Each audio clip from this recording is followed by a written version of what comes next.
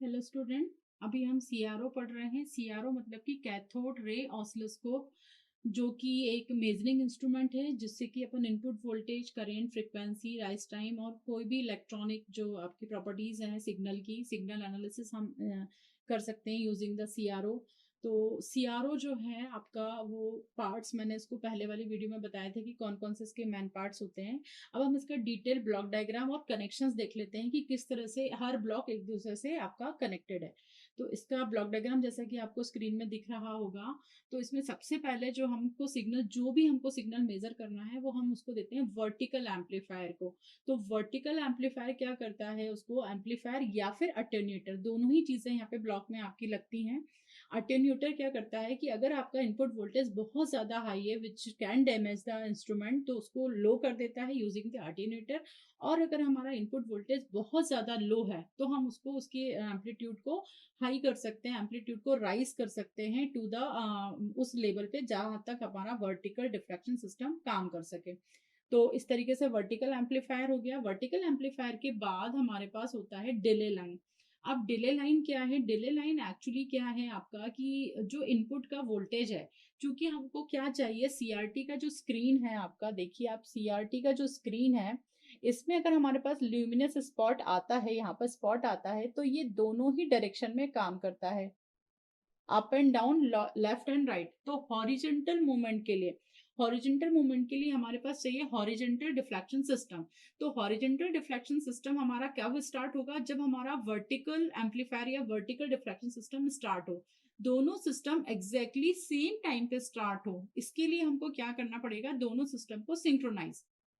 तो जब हमारे पास हम इनपुट देंगे वर्टिकल एम्पलीफायर को, एट द सेम टाइम हम उसका थोड़ा सा अमाउंट किसको दे देंगे, ट्रिगर सर्किट को। ट्रिगर सर्किट जो है, उस ट्रिगर सर्किट किसको देगा, वो वाला आपका जो ट्रिगरिंग पल्स है वो किसको देगा, टाइम बेस्ड जनरेटर को। टाइम बेस्ड जनरेटर जो है अपना आउटपुट किसको देगा, हॉरिजेंटल एम्पलीफायर को। हॉरिजेंटल एम्पलीफायर उसको, टाइम बेस्ड जनरेटर का जो आउटपुट है उसको रेस करेगा up to the sufficient level. और वो जो हॉरिजेंटल एम्पलीफाइड का आउटपुट है वो किसको जाएगा, आपका हॉरिजेंटल डिफ्लेक्शन सिस्टम को।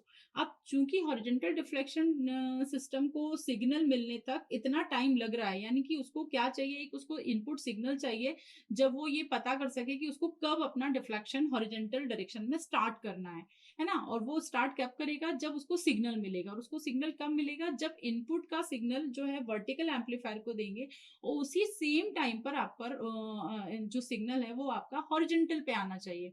लेकिन उससे पहले वो सिग्नल कहाँ जाएगा, टाइम बेस पे जाएगा, क्योंकि जो हॉरिजेंटल एम्पलीफायर है वो किस सिंक्रोनाइज वे में काम करता है, रैंप मूवमेंट के सिंक्रोनाइजेशन में काम करता है आपका। तो इस तरीके से ये थोड़ा सा जो डिले लग रहा है, यानी कि जो वर्टिकल पे जो हम इनपुट दे रहे हैं वो तो वर्टिकल डिफ्लेक्शन को डायरेक्ट पहुंच जा रहा है जल्दी से, लेकिन जो हॉरिजेंटल को जो इनपुट पहुंच रहा है उसमें थोड़ा टाइम लग रहा है। तो चूंकि हमको सेम टाइम पे पहुंचाना है दोनों इनपुट, ताकि जो दोनों आपके वर्टिकल और डिफ्लेक्शन मूवमेंट है वो एक साथ स्टार्ट हो सके, तो इस वजह से हमको थोड़ा सा वर्टिकल एम्पलीफायर को डिले करना पड़ेगा, उसको डिले देना पड़ेगा ताकि वो उतनी देर रुक जाए जितनी देर में जो सिग्नल है वो कहाँ तक पहुंचेगा, आपका हॉरिजेंटल डिफ्लेक्शन सिस्टम तक पहुंचेगा। तो that is the function of the delay line. Delay line क्या करता है, उसको थोड़ी देर के लिए उस सिग्नल को डिले कर देता है, जितनी देर में आपका सिग्नल जो है वो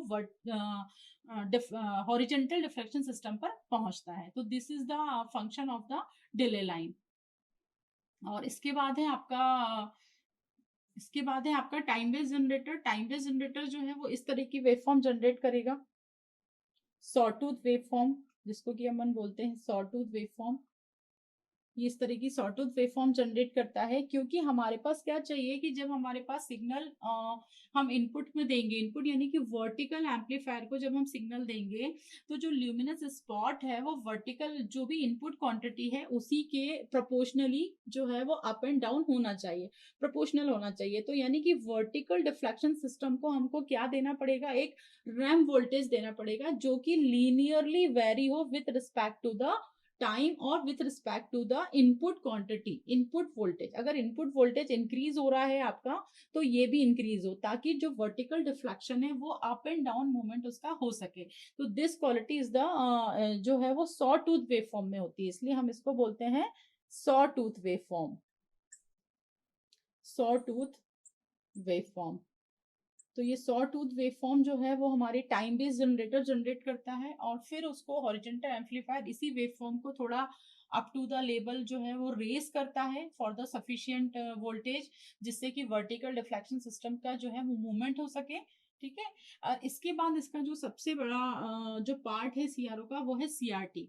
तो सीआरटी में आपका क्या होता है, सीआरटी में एक आपका एक इलेक्ट्रॉन गन होता है जो कि ग्लास का एवेक्यूटेड, यानी ग्लास का जो एवेक्यूटेड या आपका बिल्कुल जिसमें कि कोई भी एयर नहीं होती वाला जो आपका पूरा वैक्यूम होता है, वैक्यूम ट्यूब होती है ये, उसमें एक कैथोड होता है जिसमें कि एक हीटर होता है, हीटर आपका हीट करता है और उससे आपका इलेक्ट्रॉन जनरेट होते हैं। इलेक्ट्रॉन जो जनरेट होते हैं उसको कंट्रोल ग्रिड कंट्रोल करता है। देन उसके बाद एक्सेलरेटिंग एनोड उसको एक्सेलरेट करता है। एक्सेलरेटिंग एनोड को बहुत हाई वोल्टेज पे रखा जाता है, फॉर एग्जाम्पल 1500 वोल्ट पे रखा जाता है। देन उसके बाद फोकसिंग एनोड होता है। फोकसिंग एनोड जो इलेक्ट्रॉन बीम है उसको फोकस करता है थ्रू एक जो आपकी सीआरटी की एक्सिस है, सीआरटी की जो मिडिल एक्सिस है उसी से ये जो आपका फोकस बीम जो है उसी की एक्सिस पे कोएक्स होती है, उसकी एक्सिस और सीआरटी की एक्सिस सेम होती है, उसको बोलते हैं को एक्सिस, इसको बोलते हैं को एक्सियल। तो दोनों एक्सिस सेम करती है और उसको फोकस करती है। देन उसके बाद होता है एक्सलरेटिंग एनोड जो कि उसको डिफ्लेक्शन सिस्टम की तरफ एक्सलरेट करता है। फिर उसके बाद आता है आपका डिफ्लेक्शन सिस्टम। डिफ्लेक्शन सिस्टम में आपके दो पार्ट होते हैं, वर्टिकल डिफ्लेक्शन सिस्टम और द हॉरिजॉन्टल डिफ्लेक्शन सिस्टम। तो वर्टिकल डिफ्लेक्शन सिस्टम जो होता है आपका वो इलेक्ट्रॉन बीम को अप एंड डाउन मूव करता है और जो हॉरिजॉन्टल डिफ्लेक्शन सिस्टम होता है वो इलेक्ट्रॉन की बीम को लेफ्ट और राइट या हॉरिजॉन्टल मूवमेंट देता है। और दोनों मूवमेंट बिल्कुल एक साथ हो सके उसके लिए हमने ट्रिगरिंग सर्किट और सिंक्रोनाइजेशन सर्किट लगाया है। ट्रिगरिंग सर्किट ही सिंक्रोनाइजेशन का वर्क करता है। इसके बाद जो हमारी वेवफॉर्म है, वेवफॉर्म अगर हमारी जीरो हो जाती है एकदम से, जैसे कि इस वेवफॉर्म को हम मेजर करना चाह रहे हैं स्क्रीन पर, अब ये वेवफॉर्म, ये जो मूवमेंट है इसका ये होगा वर्टिकल डिफ्लेक्शन के कारण, और ये वाला जो मूवमेंट होगा रे का, ये जो आपको दिख रहा है रे, ये जो रे दिख रही है आपको जिस तरह से मैंने एग्जांपल में बनाया है, तो ये जो रे का जो ये वाला जो मूवमेंट होगा ये वर्टिकल डिफ्लेक्शन के कारण होगा और ये वाला जो मूवमेंट होगा वो हॉरिजॉन्टल डिफ्लेक्शन के कारण होगा। तो अब ये जो हॉरिजॉन्टल डिफ्लेक्शन ये जो इसका हो रहा है ये किसके कारण हो रहा है, this is the constant time based generator.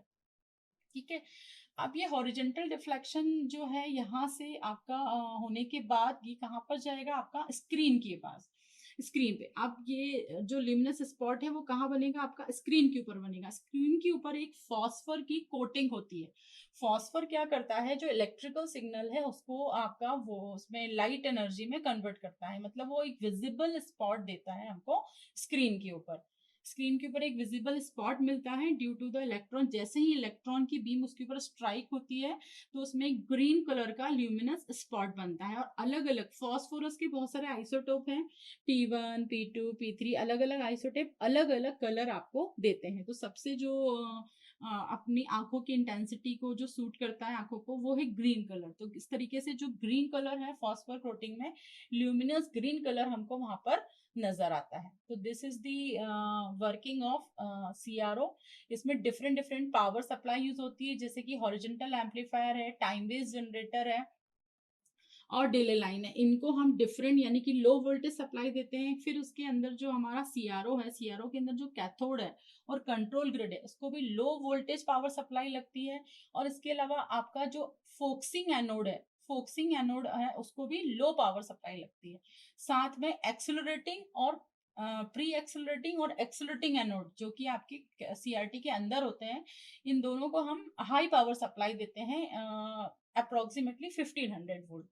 फिर इसके बाद यहाँ पर एक ब्लैंकिंग सर्किट दिख रहा है आपको। ब्लैंकिंग सर्किट का यूज क्या है कि जैसे ही हमारी ये वेव फॉर्म रिट्रेस होगी, यानी ये वेव फॉर्म जैसे ही हमारी रिवर्स होगी जीरो पे आ जाएगी, तो रिवर्स ट्रेस ना हो, रिवर्स में कोई ट्रेसिंग हमको नहीं दिखनी चाहिए। हमको जस्ट क्या होना चाहिए, फोकस दोबारा से हमारा जो जहां पर आपका सेंटर में फोकस होता है वहां आ जाना चाहिए, रीट्रेस वेवफॉर्म ना दिखे। जैसे कि हम पेन से जब कॉपी पे लिखते हैं तो जब हम हमारी लाइन खत्म हो जाती है उसके बाद हम दोबारा से फर्स्ट लाइन पे आते हैं, जब हम फर्स्ट लाइन पे आते हैं तो वो जो एक टिल्टेड लाइन है वो तो हमको नहीं दिखती ना, क्योंकि हम अपना पेन ऊपर उठा लेते हैं। फिर उसके बाद हम पहली लाइन से लिखना स्टार्ट करते हैं। जब हमारी लाइन एंड होती है तो हम पेन को स्टॉप कर देते हैं। फिर हमारा पेन का मूवमेंट जस्ट फिर स्टार्टिंग में आ जाता है। तो जब पेन का मूवमेंट लास्ट एंड से स्टार्टिंग में आता है, उस वाले पॉइंट पर हमको कोई भी आउटपुट नहीं दिखना चाहिए स्क्रीन पर। उसके लिए हमारे पास ब्लैंकिंग सर्किट होता है, जो कि उस समय हम क्या करते हैं, कैथोड को ऑफ कर देते हैं, कंट्रोल ग्रिड को ऑफ कर देते हैं। थ्रू द कंट्रोल ग्रिड हमको स्क्रीन पे कोई भी आउटपुट नहीं नजर आता है। This is the function of blanking circuit. तो इस तरीके से जितने भी ब्लॉक्स हैं यहाँ पर, vertical attenuator, vertical amplifier, delay line, blanking circuit, trigger circuit, time base and सभी के हमने फंक्शंस अच्छे से समझ लिए हैं। पर अब इनको वन बाय वन एक एक जो ब्लॉक है उसको हमें डिटेल में पढ़ना है। सबसे पहले हमको पढ़ना है सीआरटी को डिटेल में।